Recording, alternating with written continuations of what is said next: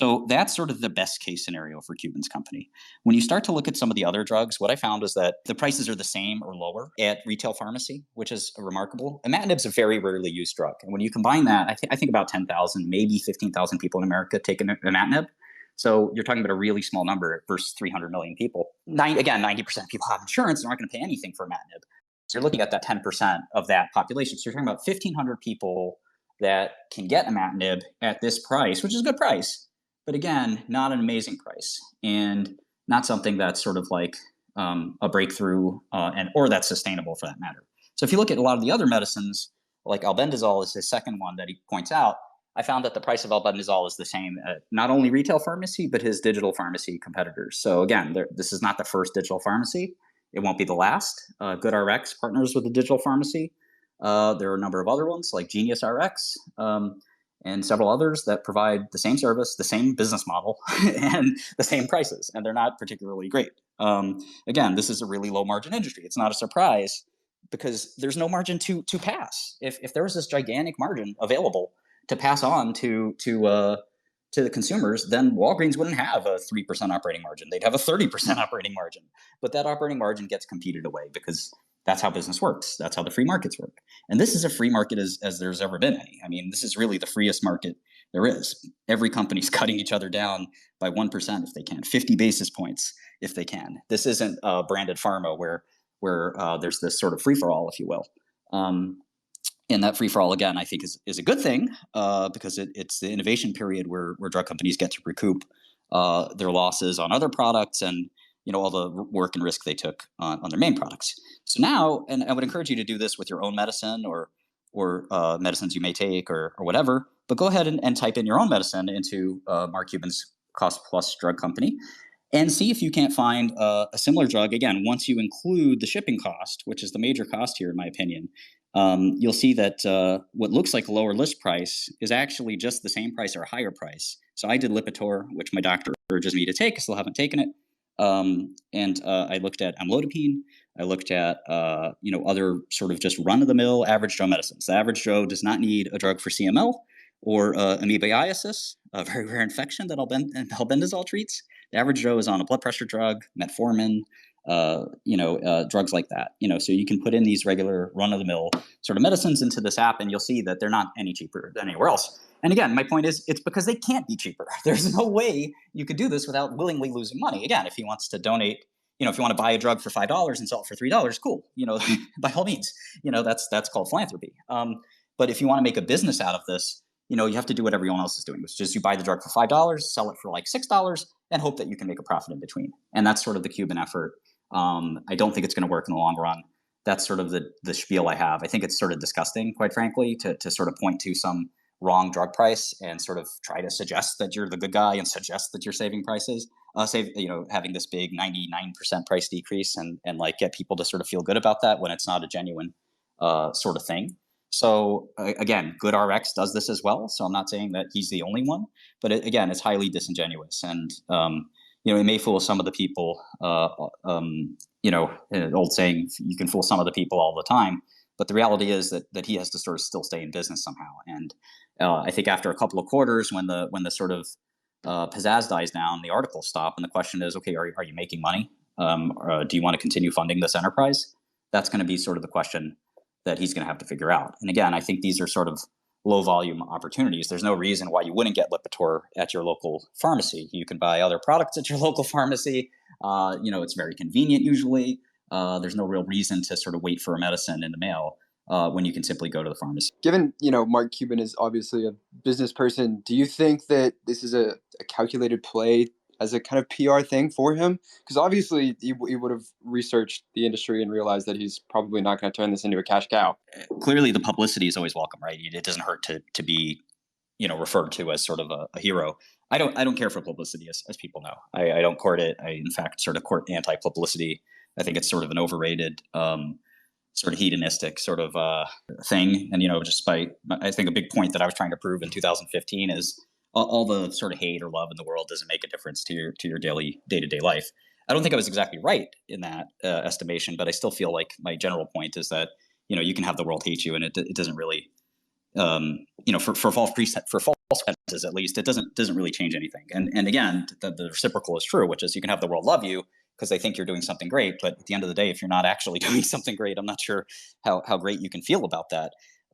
Again, if there's one person who can afford their Gleevec that couldn't yesterday, then I'd say great. But I think that it's fairly clear that you can get your Gleevec for $100 more somewhere else. So saving $100 to the handful of people where that's a big deal. Again, I think the average person is trying to take amlodipine, metformin, atorvastatin, and a handful of other drugs. But there are certainly cases where a digital pharmacy can be useful.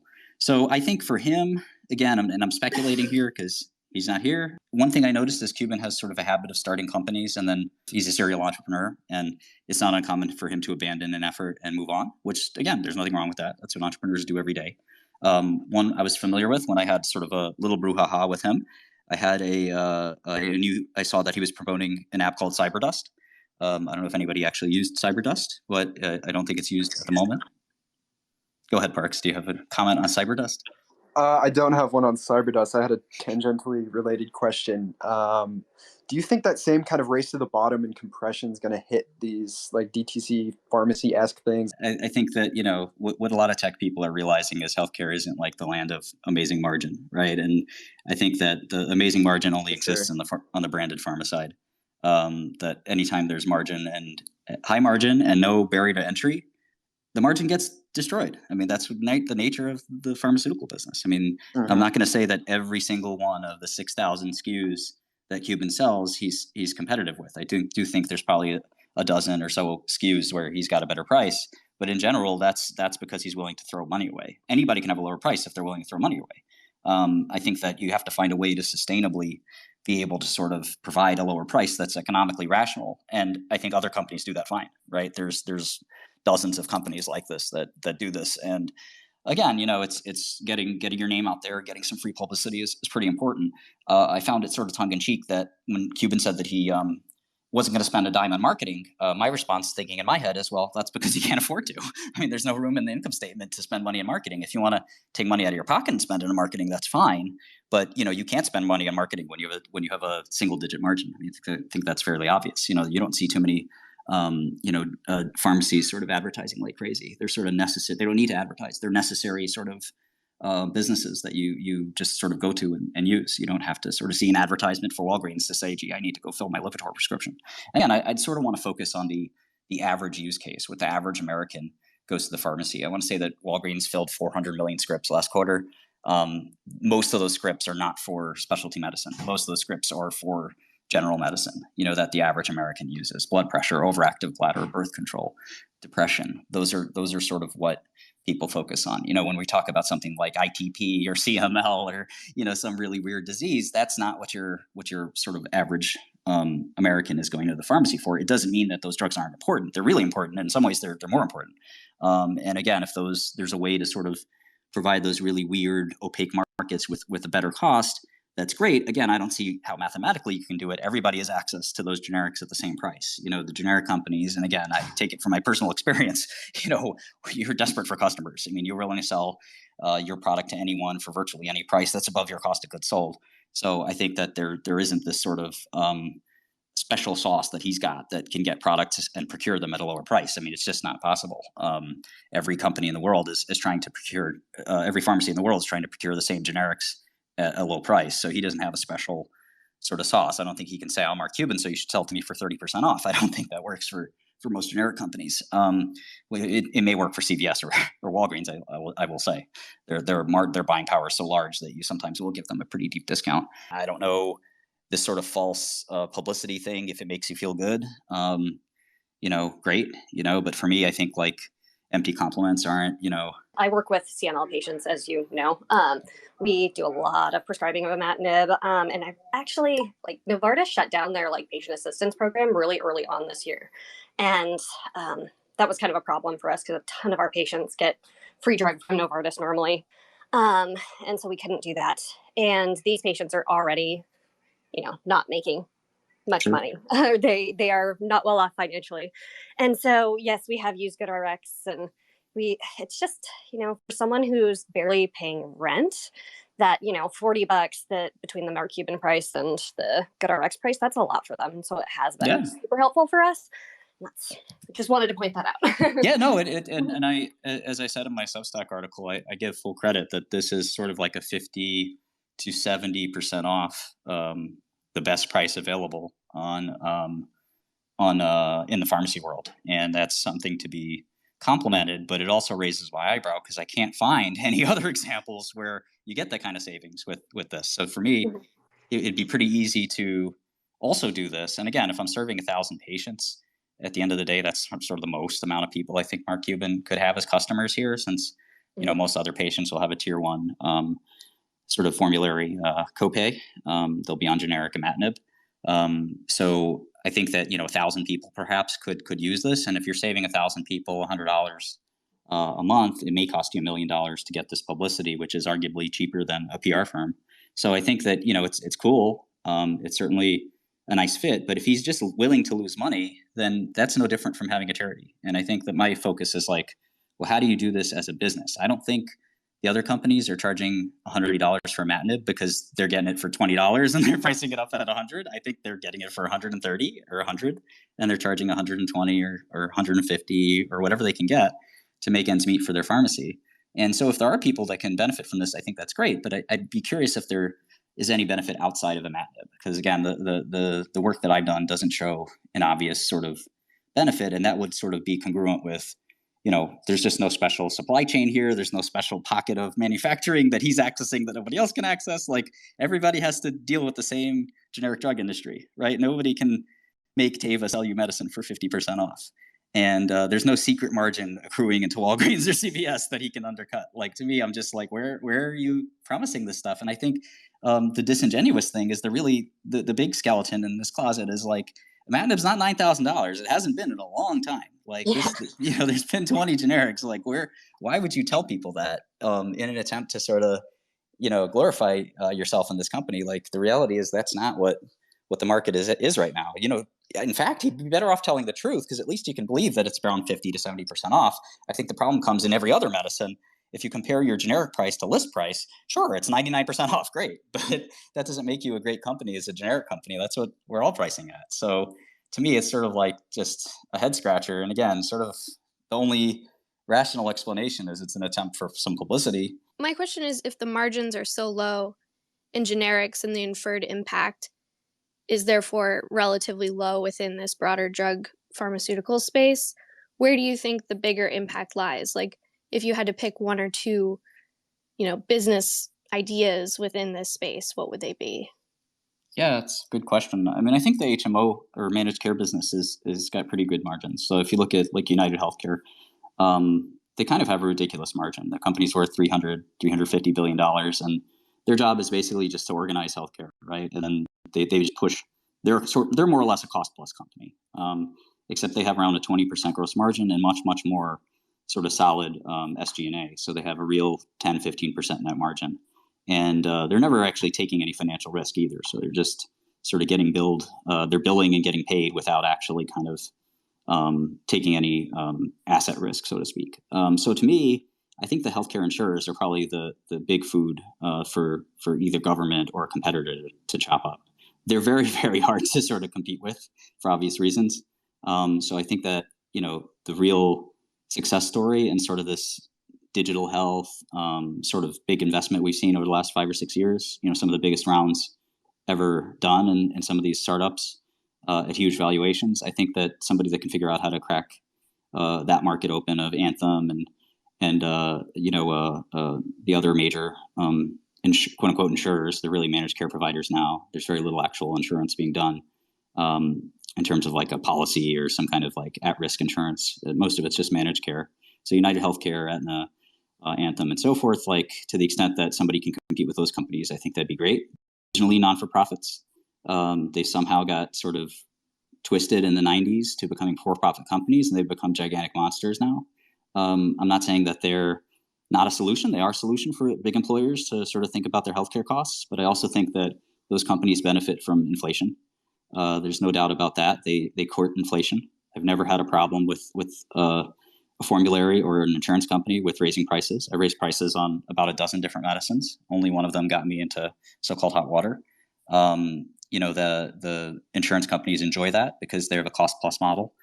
So whenever your cost goes up, your plus goes up as well. So if your cost plus is cost plus 20%, you want your cost to be as much as possible. And this is why you have other industries that do this, like the defense industry. When Lockheed Martin makes a fighter jet, they make it expensive because they get 20% above and beyond whatever they cost. They pass the government cost, and then they bill them 20% extra.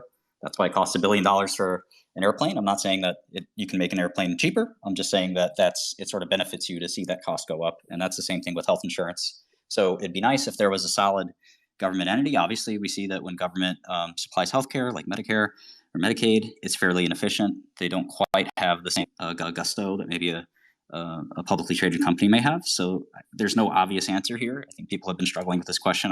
We're not about to answer it in this 90-minute conversation, but I think that's one kind of major area. And then when you look at pharma, I think that pharma is sort of where all the margin is, right? And there's a major sort of conundrum as to how to fix that. If you cut pharma too much, you're not going to get new drugs. If you let pharma run rampant, arguably, you're also not going to get any more incremental new drugs because innovation just will sort of go at its own pace. So how do you not destroy the industry that's providing, the product? How do you encourage it without sort of cutting down, your sort of, your golden goose? You don't want it to be too golden, maybe silver or bronze. But you have to be really careful about how you make those adjustments. I think one of the things that we probably do need is patent reform. I do think that, you get 17 years or 20 years for a patent, really, no matter what. So you can make a method of use or dosing patent or like some flimsy, crystal structure patent or something like that, polymorph patent, I should say. And you get 20 years. And like to me, so like every 𝗪𝗏 patent that comes out after the invention of 𝗪𝗏, which is sort of like a middling, really non-innovative, quote unquote, invention that gets issued anyway by the patent office, those patents extend the patent life by years, when the reality is the major invention is the first invention. And, I think that the first invention should probably get more years, and then every subsequent invention should probably not give you any years, basically, if anything. So there's this whole ring fence patenting thing that we see by Big Pharma, where it's like, okay, let me get 20 frivolous patents, and let's see if you can beat them all, generic company. And inevitably, you might be able to convince a judge that one of those 20 patents is real, because after all, if the patent office stamped it, it's got to be some kind of invention. And that's when your lawyers sort of, can extract a couple $1 billion through a settlement with a generic company. So you get a lot of waste there where, generic companies sort of are incented to sort of play ball with Big Pharma and say, all right, well, if you let me in 2 years before your expiry, I'll sort of launch my generic then.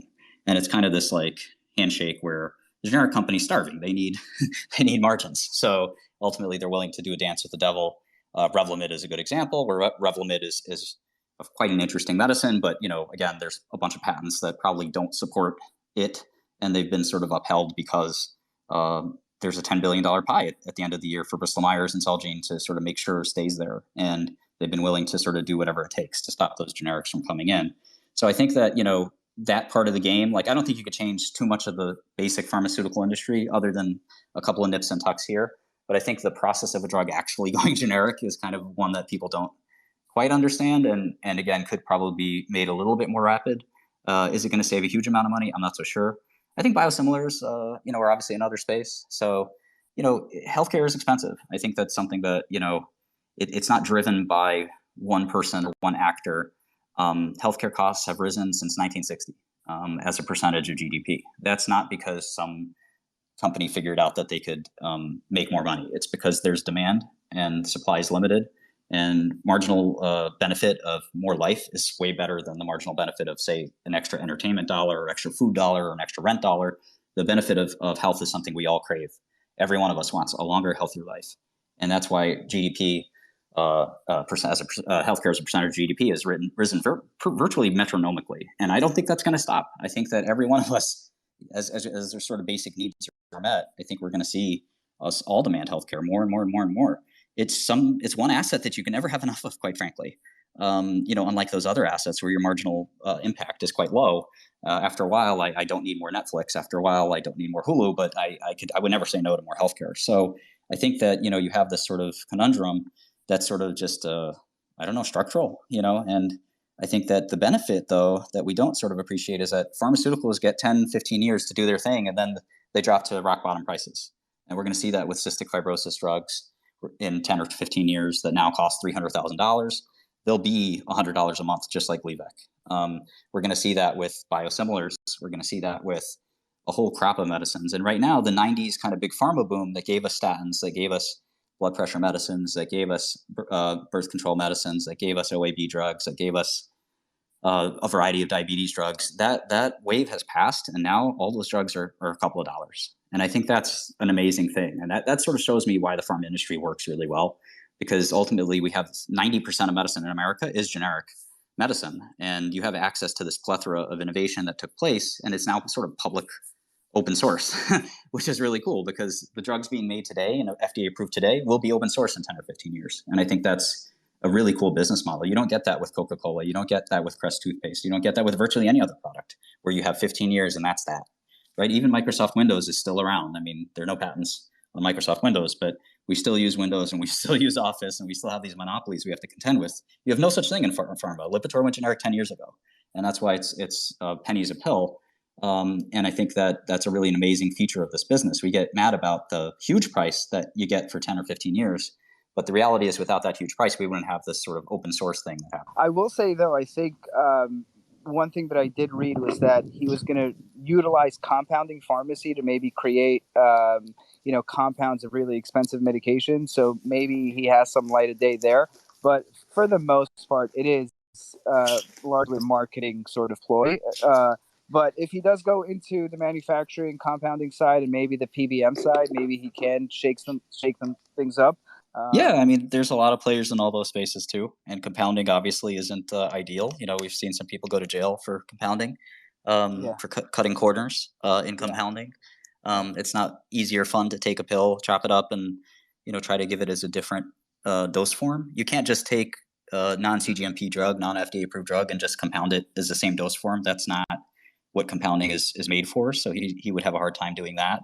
But if somebody needs, say, an oral liquid form of a drug and there's only oral solid form of the drug, you can sort of take that, chop it up, dissolve it in something, and give it to a patient. That's a really convenient tool and use case for compounding. There was a compounding competitor to my drug, or my former drug, 𝗕𝗏𝗃, which is now generic.